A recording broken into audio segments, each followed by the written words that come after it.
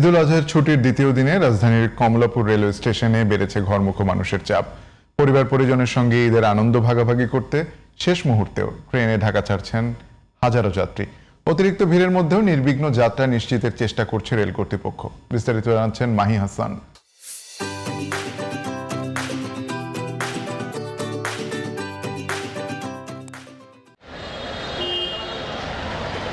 ঈদ মানেই নারীর টানে ঘরে ফেরা, আর সেই ঘরে ফেরা যাত্রীদের ভিড় বেড়েছে কমলাপুর রেলওয়ে স্টেশনেও। কারো হাতে লাগেজ, কারো কাঁধে শিশু, সবাই ছুটছেন প্রিয়জনের কাছে। তবে টিকিট সংগ্রহ নিয়ে যাত্রীদের অভিযোগ রয়েছে।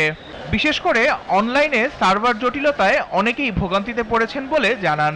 এরপরেও স্বজনদের সঙ্গে ঈদ উদযাপনের আনন্দ যেন ছাপিয়ে গেছে সব কষ্ট।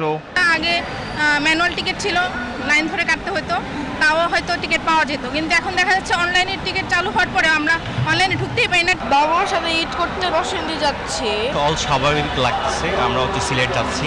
এবার তো প্রবলেম কমই দেখতেছি, মানে মাঝখান দিয়ে অনেক প্রবলেম ছিল ট্রেনের, বাট রাইট নাও ঠিকই আছে সবকিছু। সারা বছর ঢাকায় থাকি, আর ঈদের সময় গ্রামে গেলে খুব ভালো লাগে আসলে।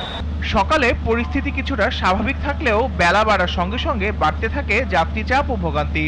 পঞ্চগড়গামী একতা এক্সপ্রেস নির্ধারিত সময়ের প্রায় 1 ঘন্টা পর স্টেশন ছেড়ে যায়।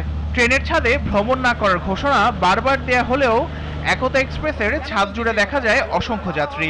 আবার 10 দিন আগে টিকিট কেটেও ট্রেনে উঠতে না পারার মতো অভিযোগও রয়েছে। প্ল্যাটফর্মে বয়ে রয়েছে, আমি তো জানি না যে এখানে ট্রেনে বয়ে রয়েছে। ওরা যদি আগের থেকে যদি লাইনে দিত তাহলে আমি বুঝতে পারতাম যে ট্রেন লাইন আছে, আমার ট্রেন উঠতে হবে। টিকিট কেটেছে 10 দিন আগে, কিন্তু গেট দিয়ে সিট পর্যন্ত আসতে 30 মিনিট লেগেছে। ভিতরে অনেক ভিড়, মানে মানুষ কিভাবে দাঁড়াবে সেই জায়গাটাও নেই। খুবই কষ্টকর লাগে, কারণ 15 ঘন্টা জার্নি তো সহজ কথা না। তবে রেল কর্তৃপক্ষ বলছে এখন পর্যন্ত বড় ধরনের শিডিউল বিপর্যয় ঘটেনি। যাত্রীদের সর্বোচ্চ সেবা নিশ্চিত করছেন সংশ্লিষ্টরা। যাত্রী চাপ এত বেশি যে বিভিন্ন স্টেশনে যাত্রী ওঠা নামার জন্য একটু এক্সট্রা কিছু সময় দিতে হচ্ছে। তো আমার মনে হয় যে এটা যাত্রী সাধারণ স্বাভাবিকভাবেই দিয়েছে। আধা ঘন্টা 1 ঘন্টা 2-1টা ট্রেন, এটা বড় কোনো বিপর্যয় বলা যাবে না। আমাদের কমিউটারগুলো কোনো শিডিউল বিপর্যয় নেই। এদিকে সকাল থেকেই পুরো স্টেশন জুড়ে নেওয়া হয় কঠোর নিরাপত্তা ব্যবস্থা। 3 স্তরের টিকিট যাচাই কার্যক্রমের মধ্যেও জাল টিকিট সহ ধরা পড়েন অনেকে।